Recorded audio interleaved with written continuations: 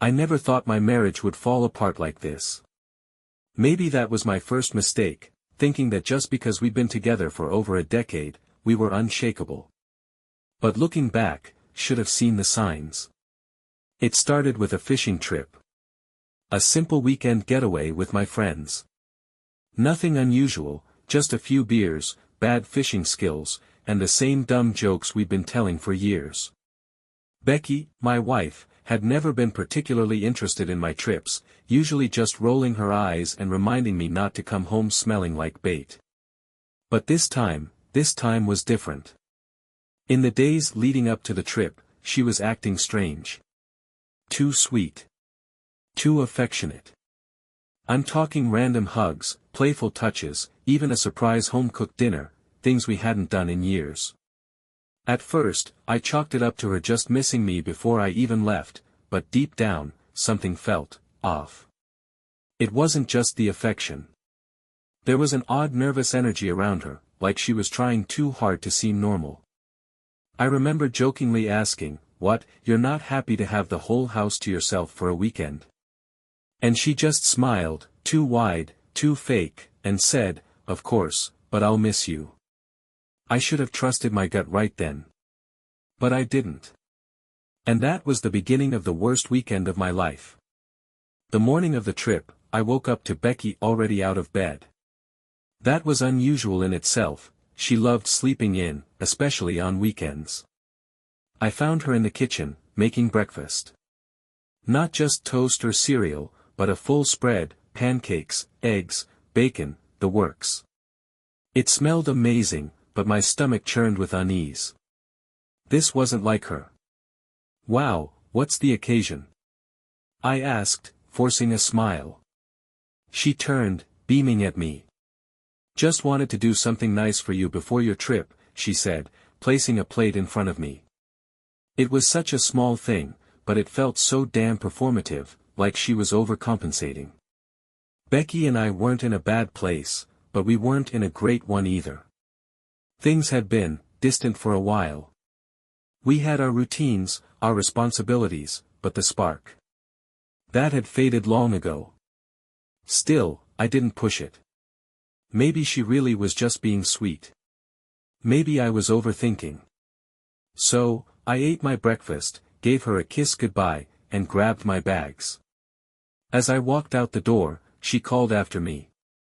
"Love you." I turned, hesitating. It had been months since she'd said that unprompted.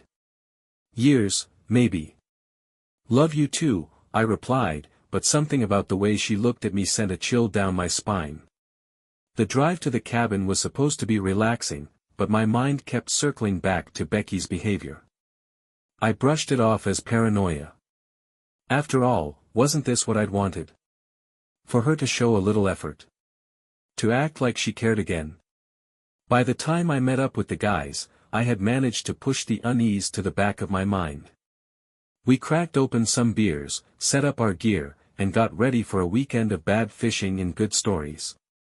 For the first time in a long time, I felt like I could breathe.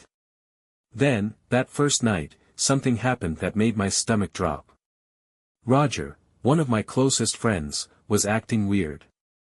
He kept looking at his phone, stepping away to take calls, and dodging certain topics.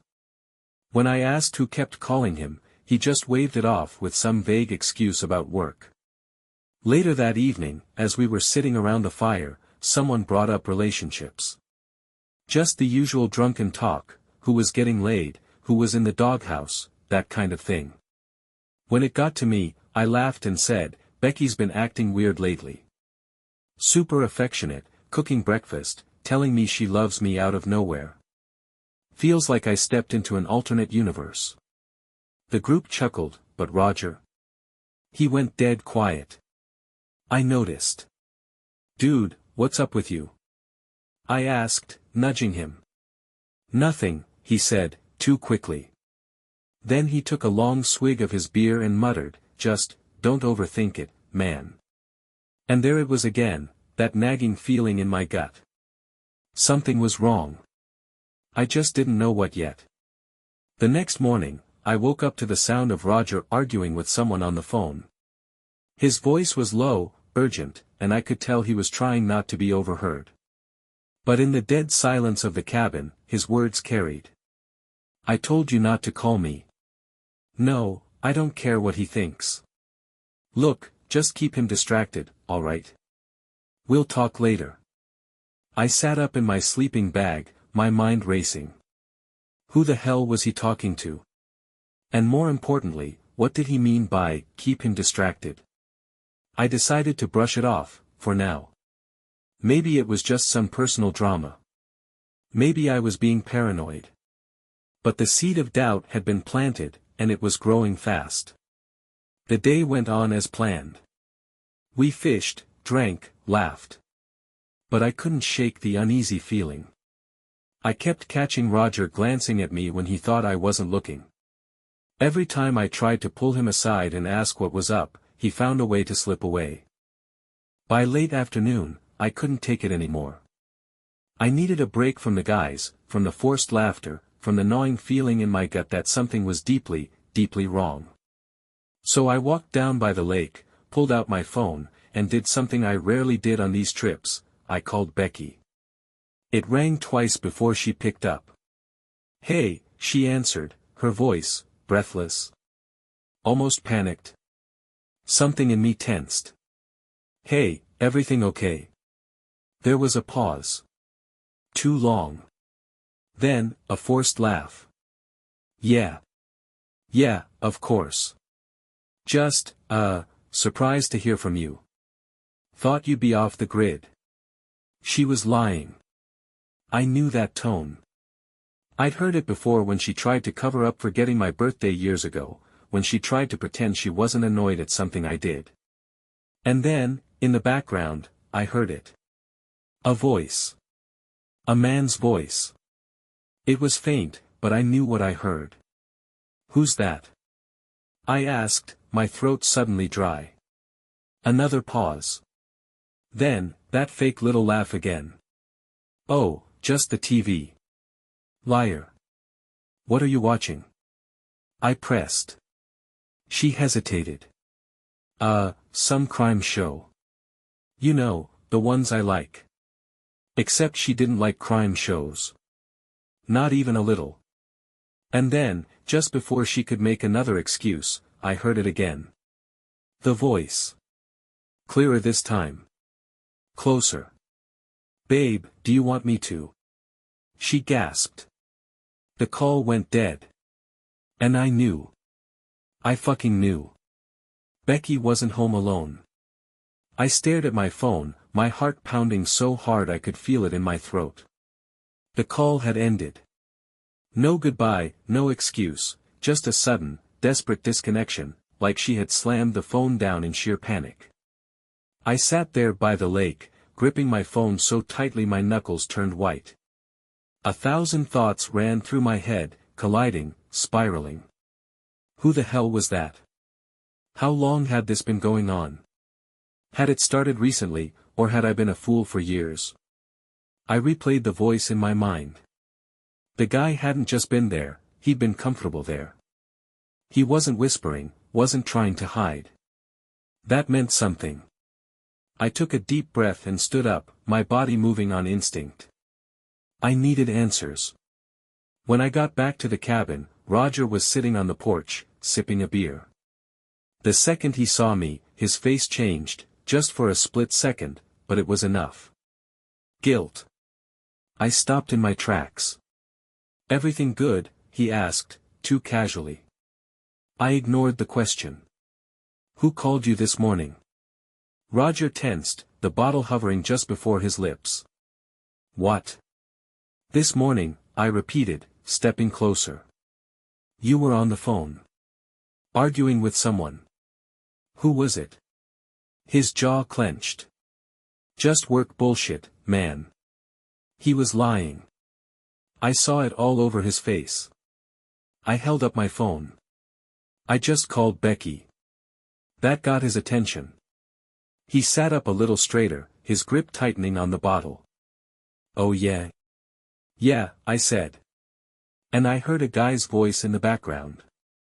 For a split second, I saw something flicker in his eyes, panic, maybe. But then he covered it up fast, shrugging.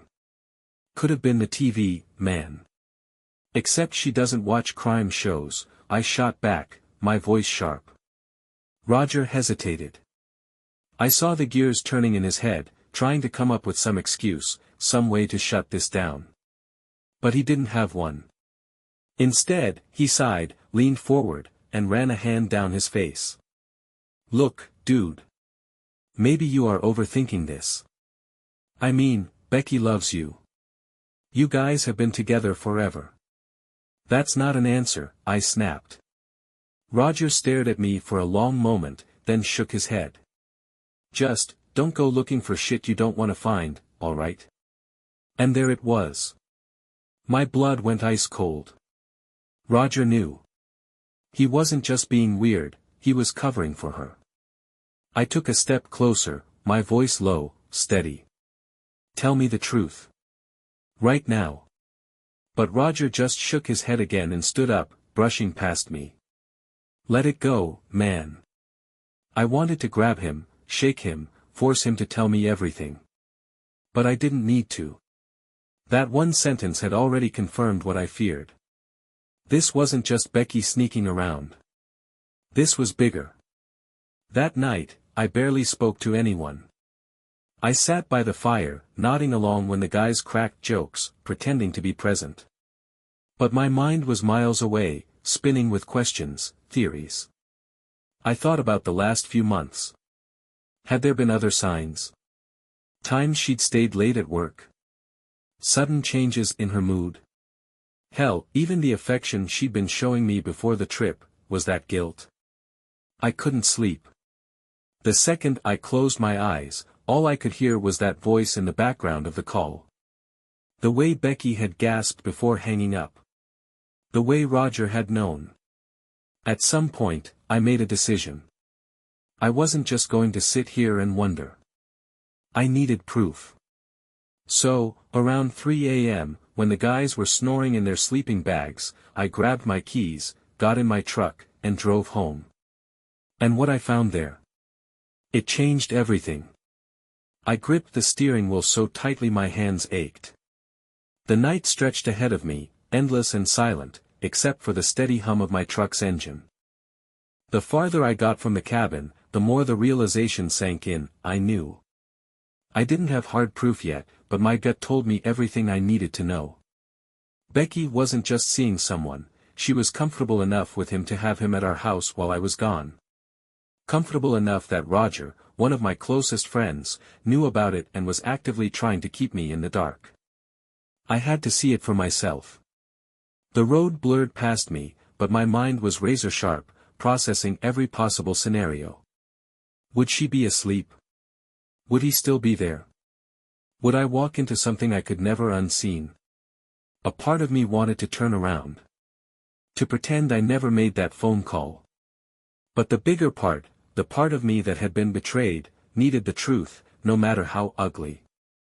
After what felt like forever, I turned onto my street. My house sat at the end, dark except for a faint glow coming from the living room.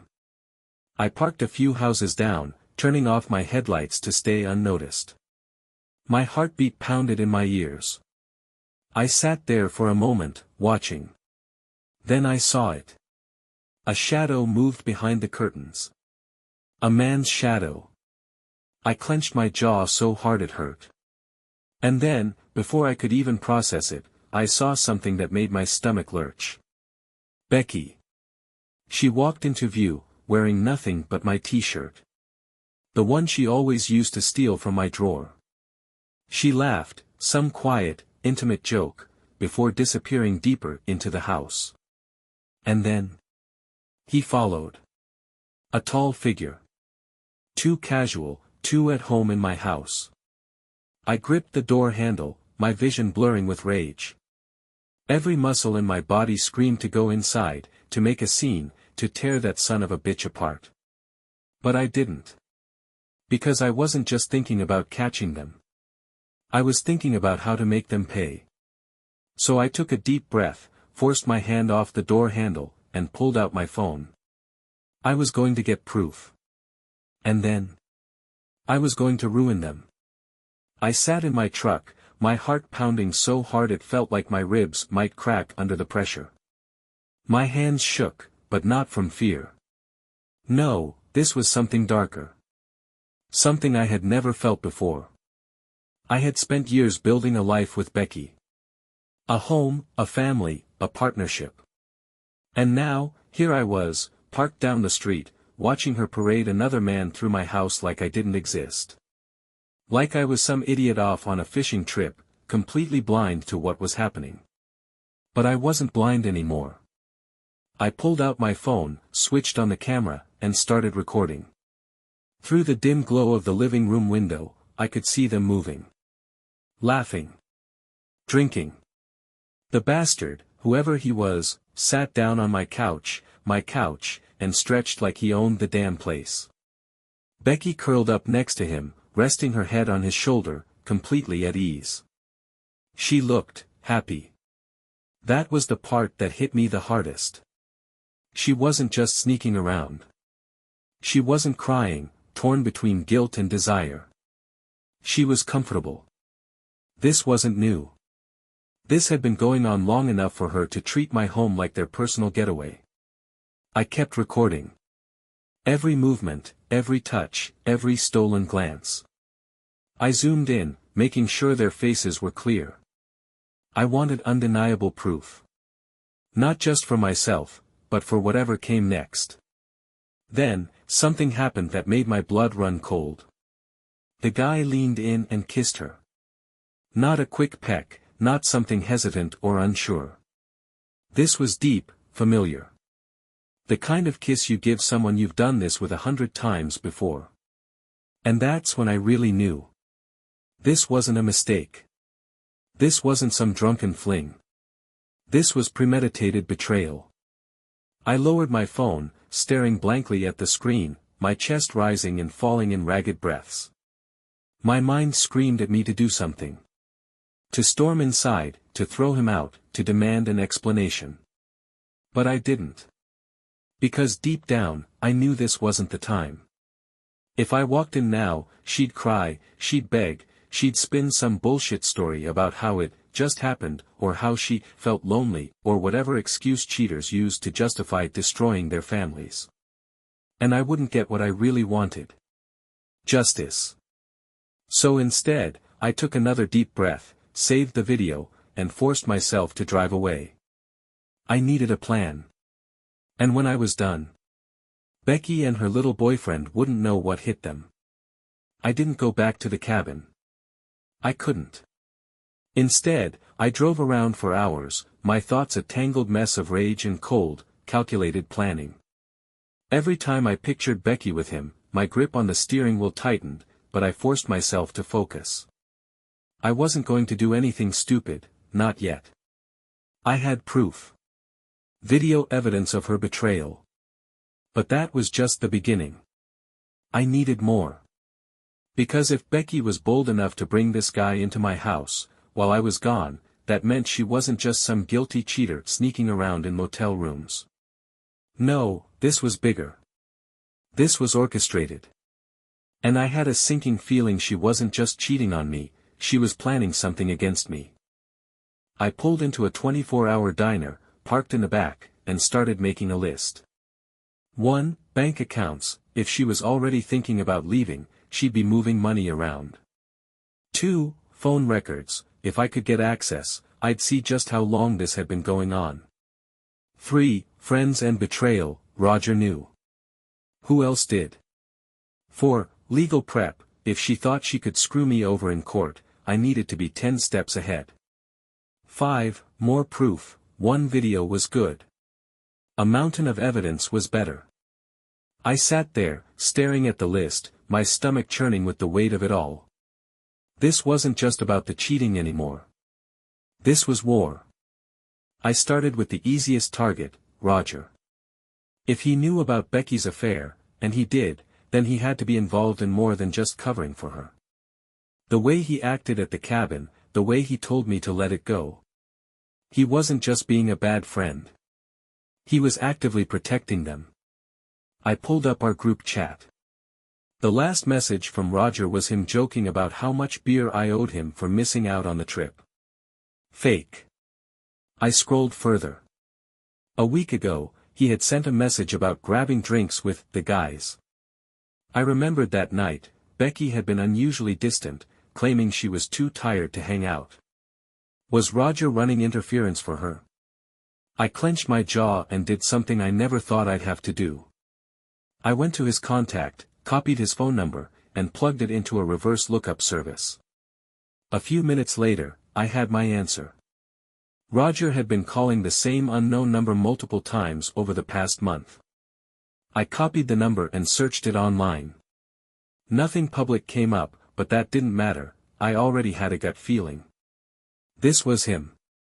Becky's other man. Now I had two names on my list, Becky and Roger. But I needed more. I pulled up Becky's social media. She had always been careful about what she posted, but people slip up. And sure enough, buried in the comments of a post from a month ago, was something interesting. A guy named Don had left a simple, innocent-looking comment. "Miss seeing you. Hope we can meet soon." It had no likes. No reply. Nothing to draw attention. But Becky hadn't deleted it either.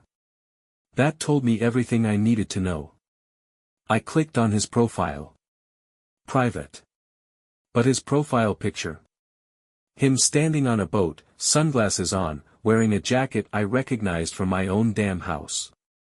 I felt my blood pressure spike. This wasn't just some random guy. He had been inside my home, wearing my things, living my life while I was too stupid to see it. I took a screenshot, saving it alongside the video I had recorded earlier. This was just the beginning. Becky thought she was untouchable. That she could lie to my face, parade some guy around in my house, and still keep her cushy life. But I was done playing the fool. I had the proof. And now? I was going to burn it all down. I barely slept that night. Every time I closed my eyes, I saw Becky wrapped around him, laughing like she hadn't a care in the world. Every time I breathed, I felt the weight of betrayal, the knowledge that the people closest to me had conspired to make me a fool. But if Becky thought she had me cornered, she was dead wrong. By morning, I had a plan. The video I took was solid evidence, but I needed more, something undeniable, something legal. Something that wouldn't just catch Becky red-handed but would expose her entire scheme. First stop, home security. Becky had never been great with tech. A year ago, we installed a Wi-Fi security system, mostly to keep an eye on package thieves, but she never paid attention to how it worked. I did. I accessed the system remotely from my phone. It didn't cover the entire house, but the living room camera was still active. And as soon as I clicked on the recorded footage, my blood ran cold. There they were. Sitting on my couch. Drinking my whiskey. Laughing like I didn't exist. And then they went upstairs together. I gritted my teeth so hard it hurt, forcing myself to stay calm. Keep your head, man.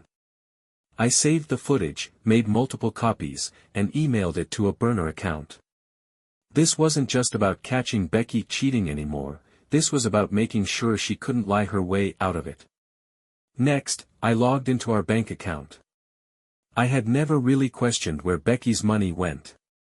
She handled some bills, I handled others, it was a system that worked. Or so I thought. Now, I scrolled through months of transactions, looking for anything unusual. And then I found it. Multiple withdrawals. Small amounts at first, $100 here, $200 there. Nothing crazy. But then, a sudden $3,000 cash withdrawal just 2 weeks ago. My stomach turned. What the hell was she doing with all that money? I clicked through more records and saw something that made my hands shake with rage. She had been sending money to Roger. Not much, just a couple of payments labeled as loan repayment. But Roger and I never loaned each other money. Ever. This was hush money. She had been paying him off. For what? To cover for her. To keep me distracted. Or worse, was he involved in this whole thing on a deeper level? Either way, this was bigger than just an affair. Becky wasn't just cheating. She was plotting something. And now, I had proof. I wasn't about to let Becky get ahead of me. Instead of confronting her directly, I made a call to a divorce attorney. "Tell me what I need to do," I said, skipping the pleasantries. The lawyer gave me a rundown. Asterisk, do not confront her yet. Play it smart. Asterisk, gather everything. Financial records, proof of infidelity, text messages, anything that could work in my favor. Asterisk, secure my assets. If she was planning to screw me over in court, I needed to move first. And the biggest rule? Never let her know I'm onto her until it's too late. I thanked the lawyer, hung up, and took a deep breath. Becky thought she was in control. She thought she had me backed into a corner. But she was about to find out just how wrong she was. That night, I did something risky. I texted Becky. Hey, trip got cut short. Be home tomorrow afternoon. I wanted to see how she'd react. Would she panic? Would she warn her little boyfriend to stay away? Her reply came quick. "Becky, oh no. What happened? You okay?" Fake concern. She wasn't worried about me, she was worried about getting caught. Yeah, just a work emergency. Nothing big. She didn't respond right away. I imagined her sitting there, weighing whether she had enough time to cover her tracks. Finally, she replied. "Becky, okay. I'll have dinner ready for you." My stomach turned at the heart emoji. She was trying to play innocent. I let out a slow breath and set my phone down. Tomorrow, I was going home. And when I walked through that door, Becky wouldn't know it, but her entire world was already falling apart. I barely slept that night. My mind raced with every possibility, every lie Becky would try to spin, every excuse she'd throw my way. But I was past that now. I had proof. I had a plan. And most importantly, I had control. By the time I pulled into my driveway the next afternoon, my heart was steady. My hands didn't shake. The rage that had burned through me for the past 48 hours had settled into something sharper. Colder. I wasn't coming home as a clueless husband. I was coming home as a man about to end this game. I stepped inside, and there she was. Becky stood in the kitchen, wearing a soft smile, stirring a pot on the stove like she was the perfect wife. The smell of home-cooked food filled the house, but all I could think about was how that same kitchen had probably seen him just days ago. "Hey, baby," she greeted, walking over to kiss me. I let her. I let her press her lips against mine, let her pretend. Because I wanted to see just how far she would go. "How was the trip?" she asked, pulling back, her eyes scanning my face. I forced a tired chuckle. "Long. I'm just glad to be home." Her shoulders relaxed, and she turned back to the stove. "I made your favorite, thought you might be tired of campfire food." I glanced at the dining table. 2 plates, candles lit. She had prepared for this. Like nothing had happened. Like she hadn't been in my house with another man. I sat down, watching her move. Watching how carefully she played the role. "So," I said, picking up my fork, "what did you do while I was gone?" She hesitated. Just for a fraction of a second. But I caught it. "Oh, you know. Just work, errands, nothing special." She flashed a smile. "Missed you, though." Lie. I nodded, keeping my expression neutral. "No girls' night? No fun little adventures?" She laughed. "No, just a quiet weekend. You know me. I knew exactly who she was. I set my fork down. That's funny. She froze. What is? I leaned back in my chair, folding my arms. Because I saw you, Becky. I heard you. You weren't alone. The color drained from her face. She swallowed hard, forcing a nervous laugh. What are you talking about? I called you while I was at the cabin, I said, my voice calm. And I heard a man in the background. You hung up so fast you didn't even have time to cover it up. Her fingers clenched the edge of the counter. That was just the TV. Don't. I cut her off, my tone sharper. Don't lie to me again. A flicker of panic crossed her face. Then, just as quickly, she forced herself to relax. She sighed, turning toward me with the same tired expression she always used when trying to defuse an argument. Okay, fine. If you must know, I had a friend over.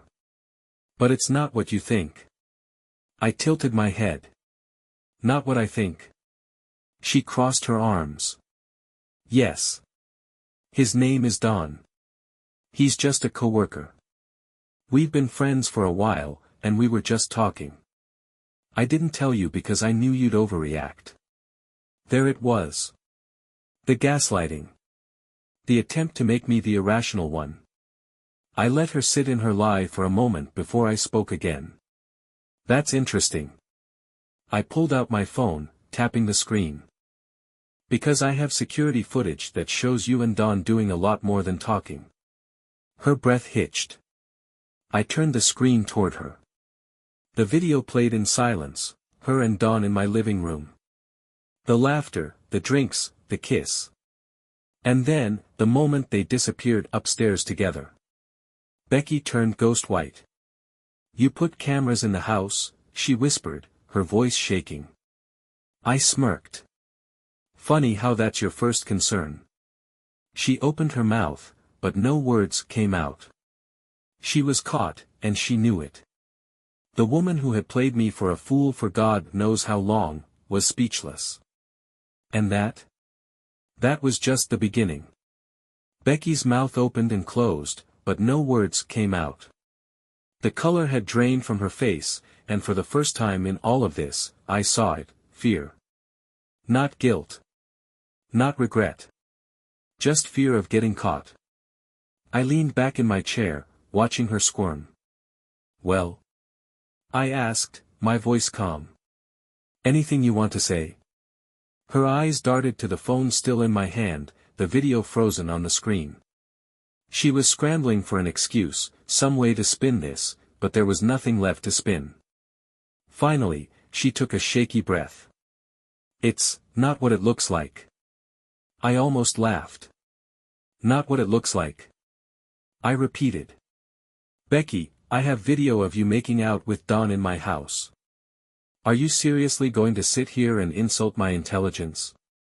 Her eyes filled with tears, crocodile tears. I never meant for it to happen, she whispered, shaking her head. I was lonely, and you've been so distant. I didn't know how to tell you I was unhappy. I scoffed. So instead of talking to me like an adult, you decided to screw another guy in my house? She flinched at my bluntness, but I wasn't done. I stood up, towering over her now. And let's not pretend this was some one-time mistake, Becky. I heard you. You were comfortable. He wasn't sneaking in like some guilty secret. You've been doing this for a while, haven't you? Her silence was all the answer I needed. I let the moment stretch, watching her struggle, watching the realization sink in that she couldn't lie her way out of this. Then I dropped the hammer. I know about the money, too. Her head snapped up. What? I pulled up my banking app and turned the screen toward her. These withdrawals. The ones you've been making in small amounts over time, thinking I wouldn't notice. The $3,000 that magically disappeared 2 weeks ago. And these payments to Roger. Her lips parted, but she couldn't form a single word. What were you doing, Becky? I asked, my voice dangerously calm. Were you planning to leave? Trying to drain me dry first? Or was this some kind of backup plan in case I found out? She started shaking her head, stepping toward me, but I took a step back. I swear, it's not what you think, she pleaded, her voice cracking. Roger was just helping me with. I cut her off.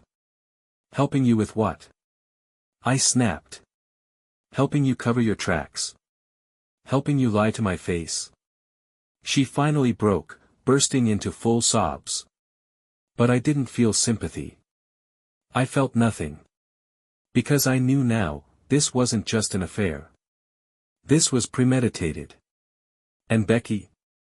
She wasn't sorry she cheated. She was sorry she got caught. I let her cry, let her choke on her excuses, let her dig her own grave. Then I spoke, my voice quiet but firm. You're going to tell me everything. Right now. She wiped her face, swallowing hard. And if I don't? I smirked. Then I send this video to everyone, your family, your friends, hell, even your job. And trust me, Becky, I will. For the first time, real panic set in. She knew I wasn't bluffing. And that? That was when she finally broke. She looked down, her hands trembling, and whispered, "It started months ago." Becky stood there, staring at the floor, her hands gripping the edge of the kitchen counter like it was the only thing keeping her upright. The silence stretched between us, heavy and suffocating. Then, finally, she spoke. "It started, a few months ago," she whispered, her voice barely audible. I folded my arms, waiting. She swallowed hard, then met my eyes. "It wasn't supposed to be anything serious. I swear. It just happened." I scoffed. "It just happened. You don't accidentally screw someone in your husband's house, Becky. Try again." She winced but didn't argue. "Dawn was just a friend at first," she continued, her voice shaky. "We worked together, we talked a lot, and I guess I just started feeling something again. Something I hadn't felt in a long time." I clenched my jaw. "And instead of talking to me about whatever the hell was missing, you decided to screw him?" Tears welled in her eyes, but I wasn't falling for that anymore. "I didn't mean for it to go this far," she sobbed. "I never wanted to hurt you."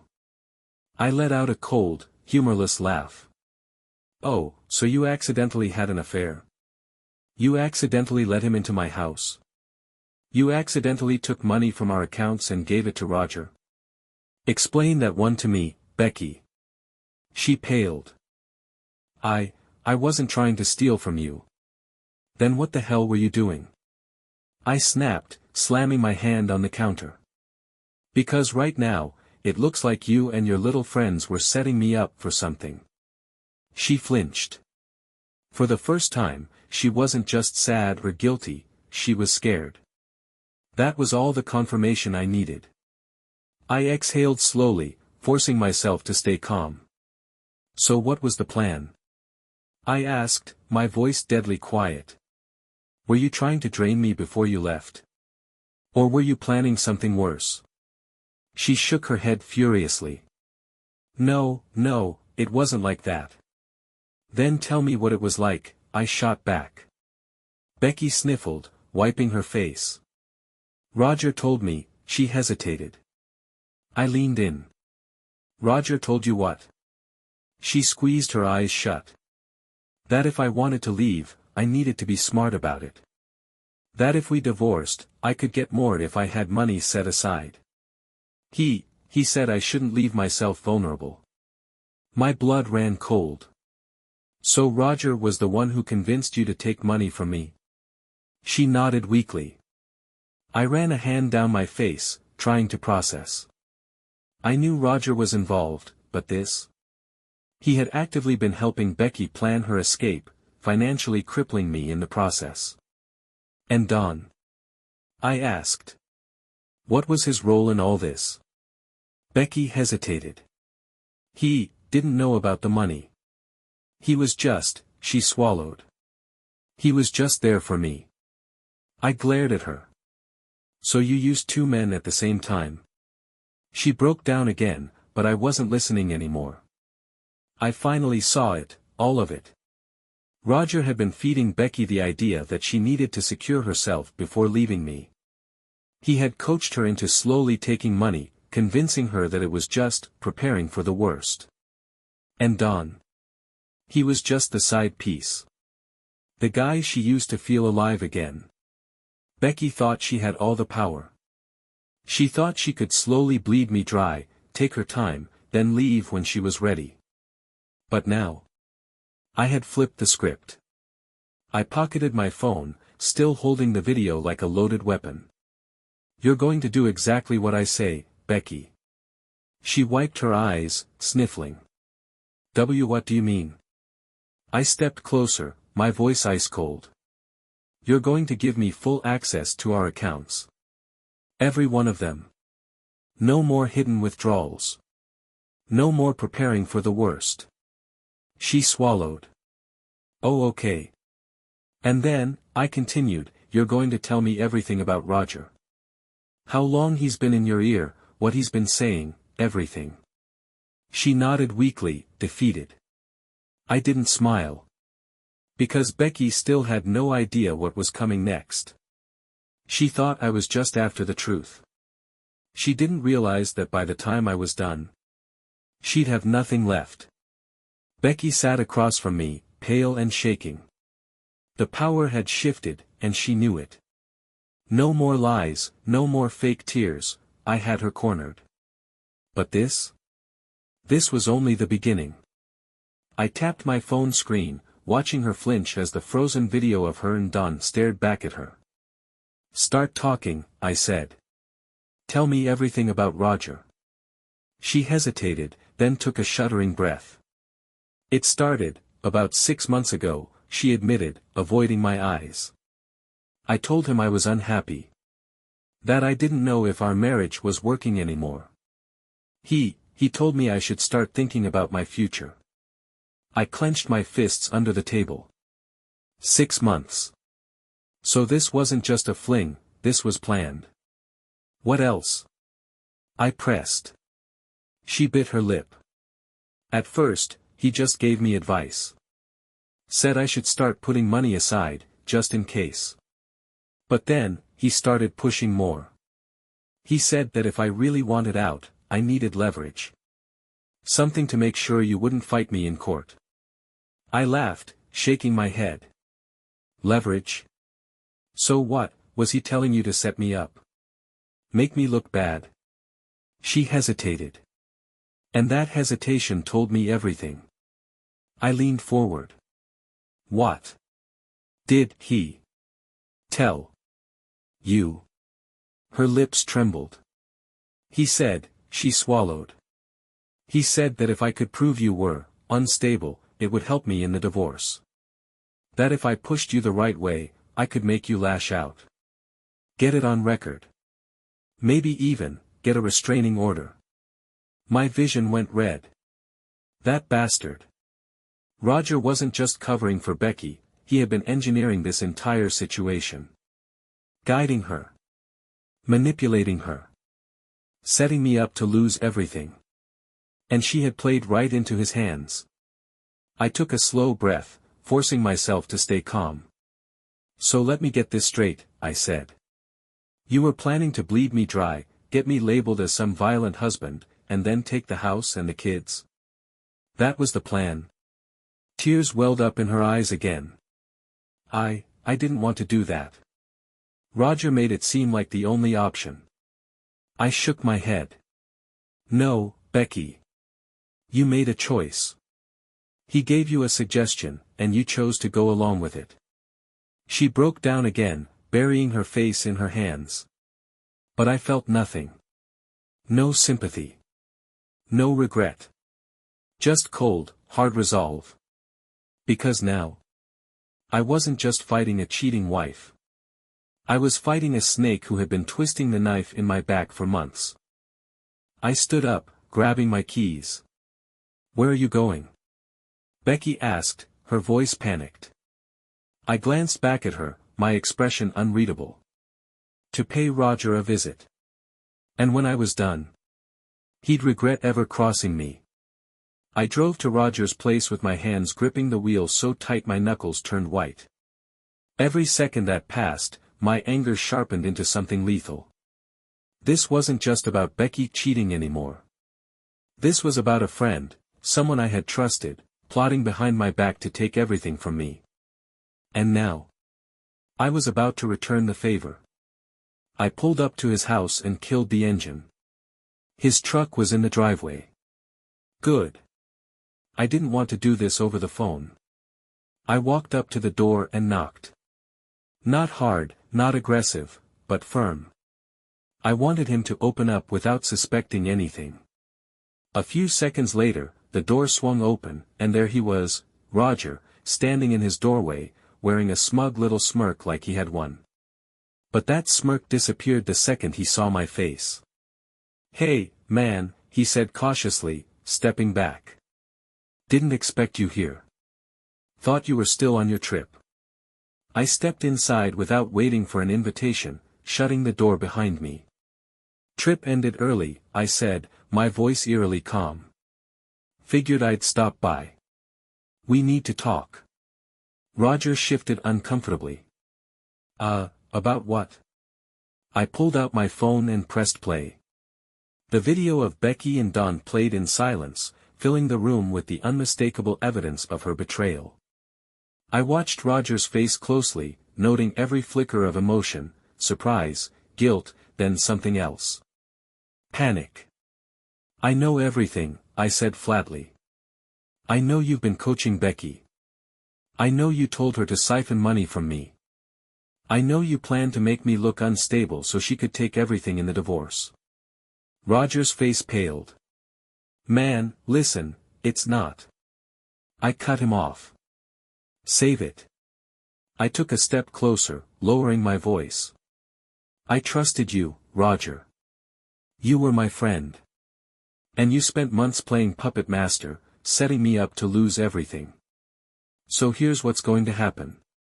He swallowed hard. What do you mean?" I smirked. "You're going to fix this." I pulled out another phone, one I had been recording this entire conversation on. I had baited him perfectly. The moment he admitted that he had a hand in this, I had him.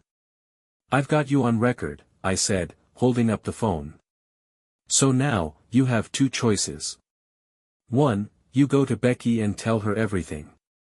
You admit you lied to her, manipulated her, and that she was just a pawn in your little game." Roger's eyes widened. "You're insane. I can't." "You will," I cut in. "Or option 2. I send everything I have, to her family, to your job." I tilted my head. "How do you think your boss would feel knowing you've been spending all your time wrecking someone else's marriage?" Roger's breathing quickened. He knew I wasn't bluffing. I leaned in. "Oh, and in case you think about double-crossing me again, I've already got this backed up in multiple places. If anything happens to me, everything gets sent out automatically." His shoulders slumped. He knew he was trapped. "Fine," he muttered. "Fine, what?" I pressed. He clenched his jaw. "Fine. I'll tell Becky the truth." I nodded, stepping back. "Good choice." Then I turned to leave. But just before I walked out the door, I glanced back. "Oh, and Roger." I smirked. "Next time you try to destroy someone, make sure they don't have receipts." Then I walked out, leaving him standing there, his world crumbling just like he had tried to do to mine. As I drove away, I felt something I hadn't felt in days. Control. I wasn't done yet, there was still Becky, still the divorce, still the revenge I had planned. But Roger? His part in this was over. And soon. Becky's would be too. I drove home with a strange sense of calm. Roger was dealt with, his little scheme exposed, his control over Becky shattered. But there was still one loose end to tie up. Becky. I stepped inside and found her exactly where I left her, sitting at the kitchen table, staring at her hands. Her face was blotchy from crying, her whole body tense like she was waiting for a death sentence. She wasn't far off. I pulled out my phone and placed it on the table between us. I just had a little chat with Roger. Her head snapped up, eyes wide. You, what? I smiled, slow and deliberate. He told me everything. Becky's lips parted, but no words came out. She was scrambling, trying to decide which angle to play, deny. Deflect? Beg? I didn't give her the chance. You know what's funny? I said, leaning back in my chair. You actually thought you were in control. Thought you could play me, bleed me dry, destroy me, and for what? A loser like Dawn. Some half-baked scheme Roger cooked up. Her eyes filled with fresh tears. I wasn't trying to destroy you. I laughed. Oh, spare me, Becky. You didn't just cheat. You plotted. You planned to rip my life apart piece by piece, and you thought I'd never figure it out. She sobbed, shaking her head. I was scared. I didn't know what else to do. Roger made it seem like. I don't give a damn what Roger made it seem like. I cut her off. You made your choice. She buried her face in her hands, breaking down. I let her cry for a minute. Let her sit in the wreckage she created. Then I pulled out a folder and dropped it onto the table. Her breath hitched. What's that? Divorce papers, I said simply. Already filed. You'll be getting served soon, but I figured I'd let you know in person. She gasped, her hand flying to her mouth. No. No, please, we can work this out. I held up a hand. We're past that. Her sobs grew louder, but I didn't care. Not anymore. Here's how this is going to go, I continued, my voice cold. You're going to sign those papers. You're not going to fight me for the house, because let's be real, Becky, after what I've got on you. You wouldn't win. She trembled, nodding frantically. Oh, okay. You're also not going to try and take more money. In fact, you are going to return every penny you took from me. Another nod. I will.